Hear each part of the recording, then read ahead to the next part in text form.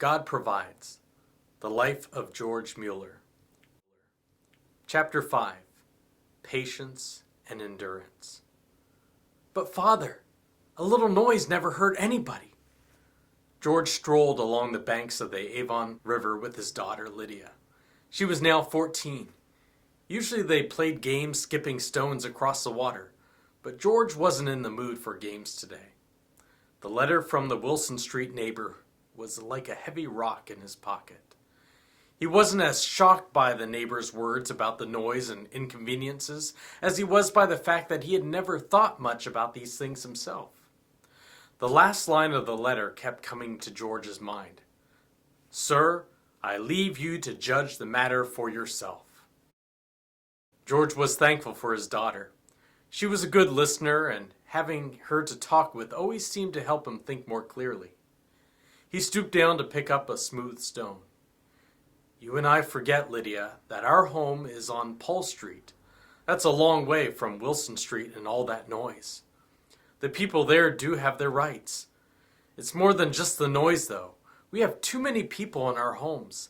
The drains on Wilson Street are always clogging and affecting the whole street."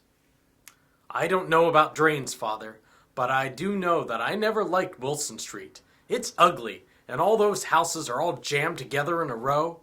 If I was an orphan, I wouldn't want to live there." Amused with his daughter, George asked casually, "Where would you want to live?" She pointed toward the north and the treeless hills called the Downs. "I'd want to live in a wide open place with lots of breeze, a place with fields for playing. That's why I'm glad about that letter." George looked at her in surprise. "Why is that?" "Because then maybe you'll have to move the orphanages sooner to a place like that." George knew for sure that Lydia was his daughter. She had a solemn face, straight mouth, and certainly big visions and ideas, just like him. "Lydia, if God gives us homes in slums, then we should be thankful for them." She turned to him and bluntly stated, "If God gave us so much already, why won't He give us a little bit more? A wide open place, I mean. Suppose He did give us land. What would you do with it?" "Build an orphanage, of course." Lydia continued to chatter away, but George barely heard her. His mind was on what she had already said, to build a home of their own, instead of renting one. Perhaps she was teaching him. In a moment he imagined an immense orphanage set up on the wide open hills of the Downs. "Build an orphanage," he said out loud. "Why, of course! Bless you, Lydia. You're not impractical. You're just George Mueller's daughter." For several days, George carefully asked God if building an orphanage was his will. In his journal, George wrote down any reasons he could think of for moving the orphanage or for keeping it on Wilson Street. Before long, the answer from God was clear. They must move. But how? Next, George prayed his boldest prayer yet. "Lord, you know that we need to get out of Wilson Street." He continued with the specifics. "We need about 7 acres of land, someone to design and build a home for about 300 children, and 10,000 pounds. For 36 days, George continued to bring his request faithfully to the Lord. And God answered. First, a donation for 1,000 pounds came in. "That's the biggest donation ever given, George. How can you be so calm?" said Mary. "I'm calm because I prayed for it," replied George. He knew that God would provide the rest too. Next, God provided a Christian architect, a friend of Mary's sister. Not only would he design the home, but he offered to come out and supervise everything and wouldn't charge a cent for his services. Then in February of 1846, George heard about land for sale on Ashley Down, about 7 acres. George knew that this was the land God had for the orphanage. He hurried off to meet the owner of the land, but somehow their paths never seemed to cross. George went to his home and found he wasn't there. He tried his office and found the gentleman had just left minutes before. George was puzzled and a little disappointed. He was about to hurry back to the man's house when the words of the Bible from James 1:4 came back to him. "Let patience have her perfect work." He decided to wait until the next day to find the man. When he finally found him, the gentleman looked tired and a bit upset. "Why didn't you come back last night, Mr. Mueller? I waited all evening for you. Truth is that I didn't sleep a wink last night. A voice in my head kept saying, 'Sell Ashley Down to Mueller. Sell it to him, and don't even make a profit.'" Before he knew it, the gentleman had offered George the land at an amazingly low price. George agreed. By the end of the year, there was over £6,000 in the building fund.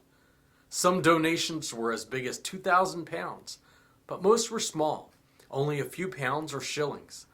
Some were not even money at all. People sent George all kinds of things for him to sell, like rings, watches, and knitted socks. One person even sent 5 stuffed birds. Some donations came from faraway places like Switzerland, Australia, and India. Some were from towns closer to home like Barnstaple, Liverpool, and Cornwall. Some donations came from the rich, some from the poor. Even the orphans helped by selling crafts that they had made. By the following summer, George had all the money needed to start work on the building. 2 years later, an orphanage stood on Ashley Down, ready for the children to move in. On July 18th, 1849, George and Mary stood on top of Ashley Down at the door of the new orphanage. A parade of 300 children walked up from the city to the wide open down, where a southeast breeze carried the scent of the sea. There were 120 orphans from Wilson Street and 180 new ones brought straight out of the poorest parts of the city.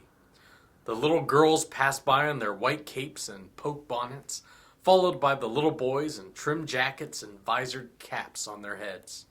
"I'll never forget the last 3.5 years, Mary," George said. "God provides." Finally, the last orphan toddled up the front stairs and inside. "Well, Mary, there it is. Our orphanage and our orphans, all 300 of them. It's all done now." "Yes," Mary echoed, "it's all done now."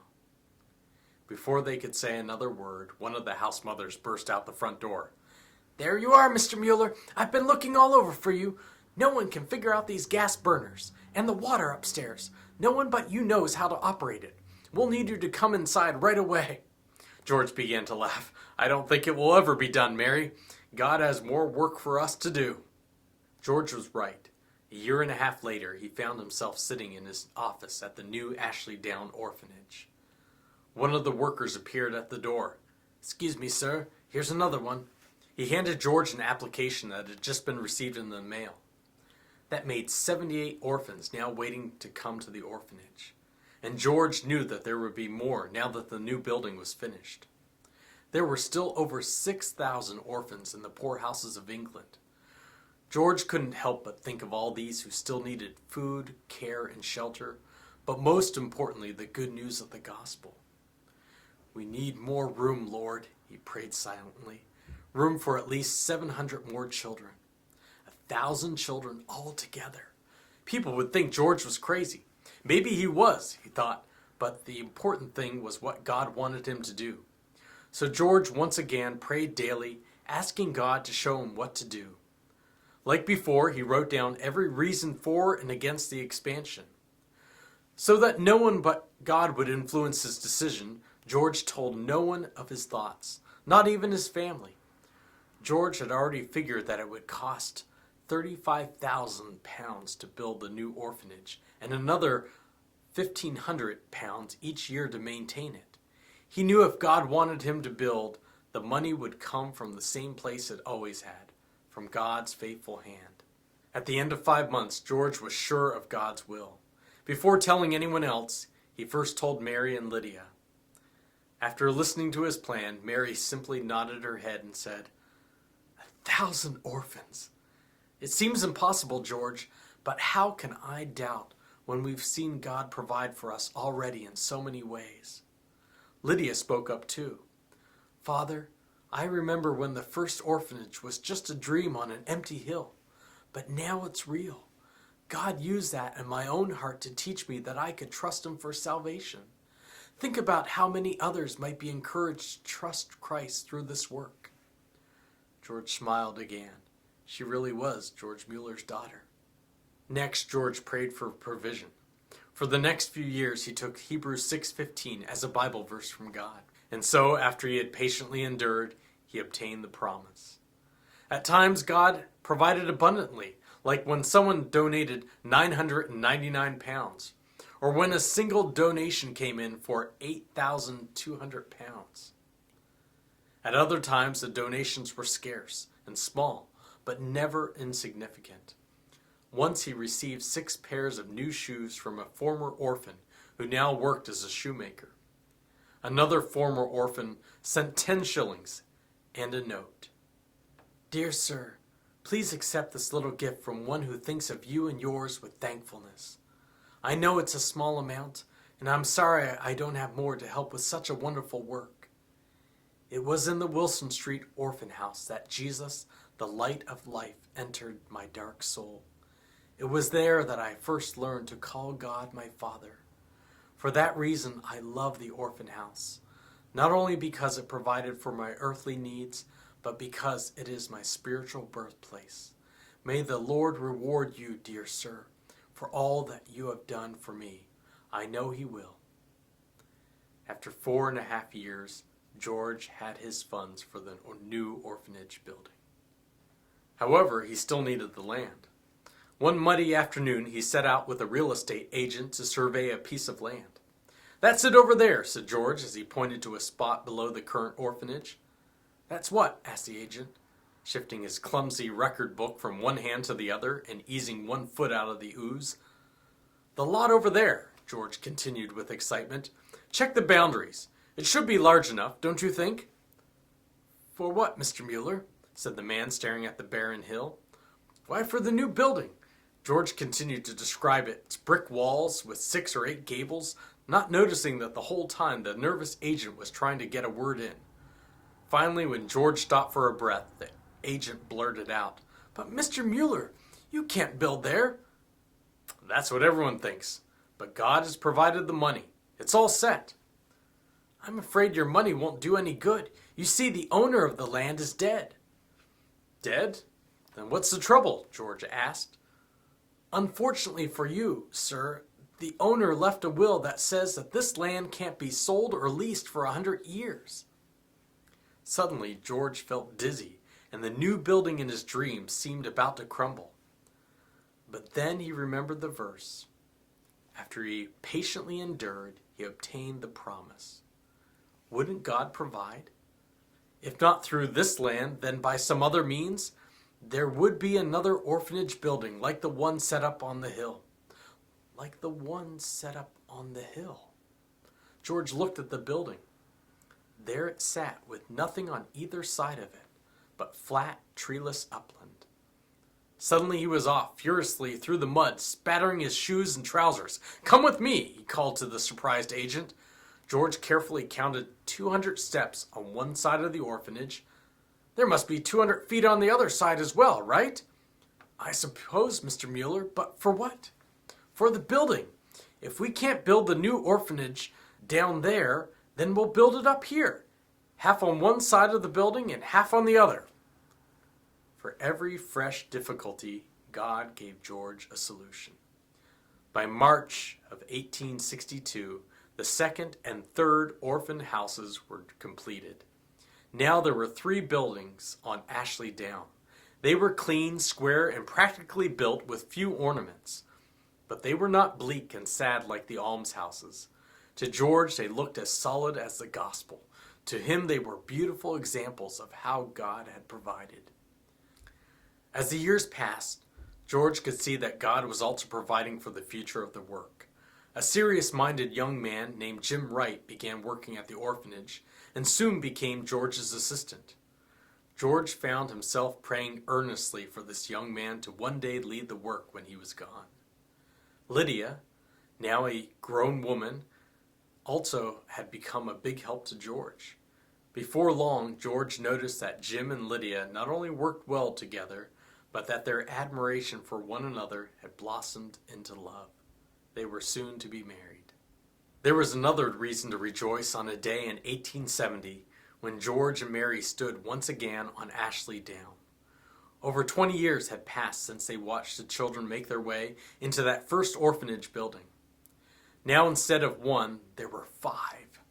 God had allowed them to build 2 more orphanage buildings and to house over 2,000 orphans. The wind buffeted them atop the hill, but they weren't ready to go inside the home yet. This was a day for marveling.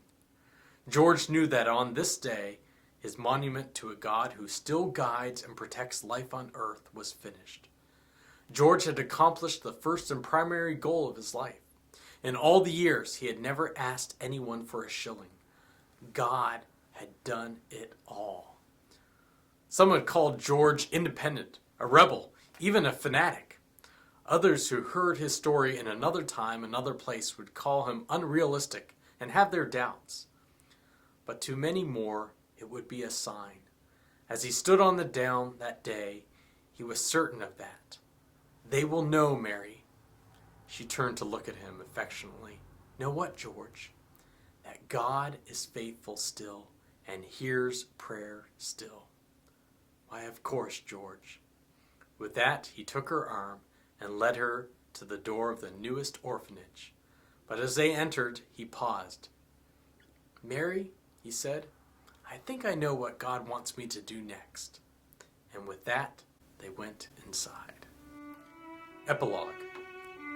You may wonder what George Mueller did after the orphanages were established. That same year, in 1870, Mary passed away from rheumatic fever. And in 1872, George's son-in-law, Jim Wright, took over the operational control of the orphanages. But George didn't rest. Instead, in what he described as the evening of my life, he began traveling around the world preaching the gospel and encouraging believers. God provided George with another helpmeet during that time, in Susanna Grace Sanger, whom he married in 1871. From 1875 to 1892, they traveled over 200,000 miles on 11 preaching and missionary tours that included Scotland, Wales, Germany, Austria, Spain, France, the United States, Canada, Australia, Russia, as well as Southeast Asia and the Middle East.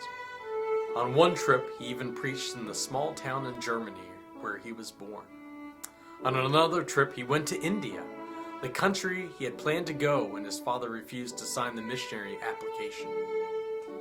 After returning to Bristol in 1892, he continued to help with the Bible school and orphanage until his death in 1898. He died of natural causes at the 3rd Orphanage home on Ashley Down. At his funeral, the city of Bristol came to a standstill as tens of thousands of people lined the procession route. Jim Wright spoke at his funeral from Hebrews 13, 7 and 8. Remember them which have the rule over you, who have spoken unto you the word of God, whose faith follow, considering the end of their conversation. Jesus Christ, the same yesterday and today and forever.